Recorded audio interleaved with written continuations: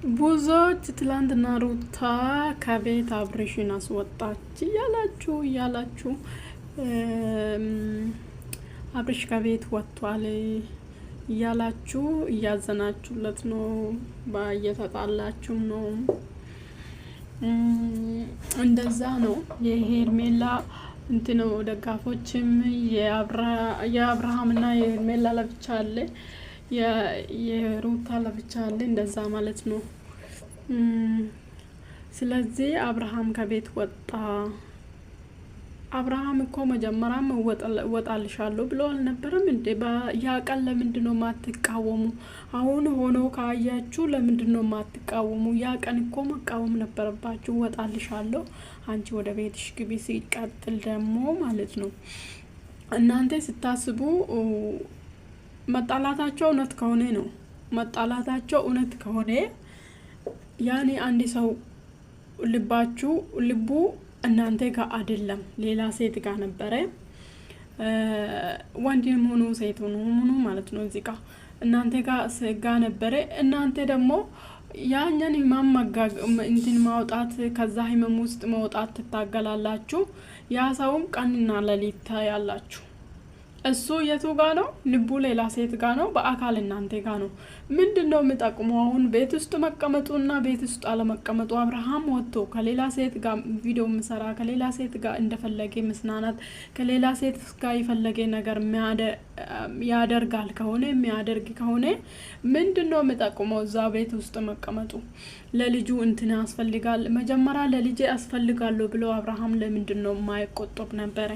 ለምንድነው ሁሉንም ነገር ማድረግ? ዛሬ አይደለም እኮ ልጅ እናንተ እኮ ልጅ እርጉዝ ሆኖ ራሱ መጠቀቅ ነበረባችሁ። ይሄ ልጅ የሆነ ነገር ጎሎባት ቢወለድስ ብላችሁ ማሰብ ነበረባችሁ ማለት ነው። ለምን እናትዮ ስትጨነቅ፣ እናትዮ ብዙ ነገር እናትዮ ቴንሽን ውስጥ የምትገባ ጊዜ ለልጁ ጤና ጥሩ እንዳልሆነ እንትን ማለት ነው አለባችሁ ማለት ነው። ስለዚህ አብርሃም ልጁ ተወልዶ መሬት ከደረሰና አብርሃም ይመስላል ከተባለ ነው አብርሃም ልጁ መሆኑን ያመነ ይመስለኛል እኔ። ምክንያቱም ከድርጊቱ ማለት ነው ልጁ ተወልዶ አይቶምም አብርሃም ከሴት አልተቆጠበም ማለት ነው። ምክንያቱም እሷ ቤት የምትገባበት ቀን ምን አይነት ቪዲዮ እንደለቀቁ ቲክቶክ ላይ አይታችኋል። ይሄን እያየች ልጅቷ እንዴት ነው ይሄን ልጁ ማስጠጋት የምትችለው? ወይ ደግሞ አንድ ቤት ኑር ያኔ አንድ ቤት ይኖራሉ ችግር። እናንተ እንደዚህ ማታደርጉን ነገር ለምንድን ነው ሰውን እንደዚህ እንዲያደርጉ በቃ ዝም ብላችሁ የምትሉ ማለት ነው? አታደርጉም እኮ እናንተ ብትሆኑ አክሴፕት አታደርጉም በፍጹም ማለት ነው። ያ ሰው ማየት ራሱ አትፈልጉም ማለት ነው። እንደውም ጠንካራ ነች ሩታ ማለት ነው። እንትን እያለ ደግሞ ስጦታ ሰጥቶለት እንደዚህ ተደረገ ምናምን ይስጥ።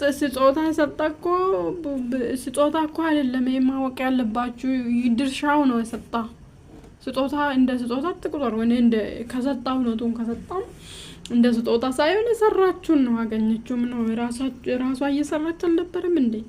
ስለዚህ የሰራችሁን ነው የምታገኘው ማለት ነው። አብርሃም መቆጠብ ነበረበት ማለት ነው። በቃ እንደ እሷ ከሱ ጋር ሰላም እንድትወርድ ከፈለገ አሁን ዛሬ መጥቶ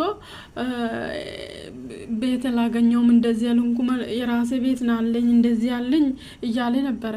አንቺ በቤት መውጣት አልነበረብሽም፣ እኔ ወጣልሻለሁ እያልክ ነበረ።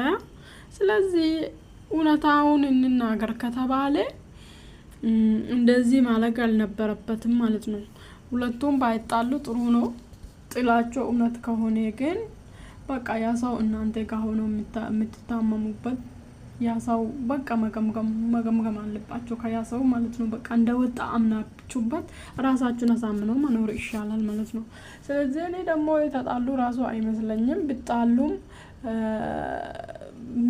ምንም ያንጫጫችሁ ነገር የለም ሩታ ያደረገችው። ምክንያቱም ከአብርሃም ከዚህ በፊት ያደረገስ ነበረ።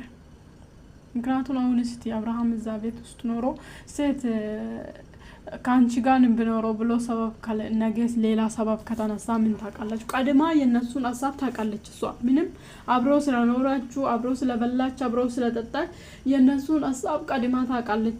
እንዴት ነው ካንቺ ጋር የሚኖረው ፍቅረኛዬ ብሎ ነገ ሄርሜላ እንትን ካለች እዛ ቤት ሄዳ ከረበሸች እሱ ነው ታን ነው